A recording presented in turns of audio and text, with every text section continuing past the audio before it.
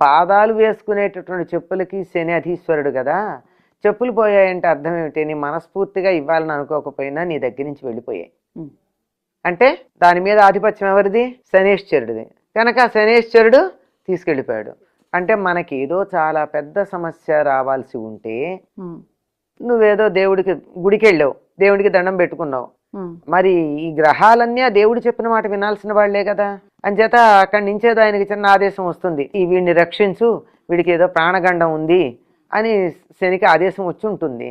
అంచేత వీడికి ప్రాణగండం తప్పించాలి అంటే ఆయన చెప్పులు తీసుకెళ్ళిపోయాడు.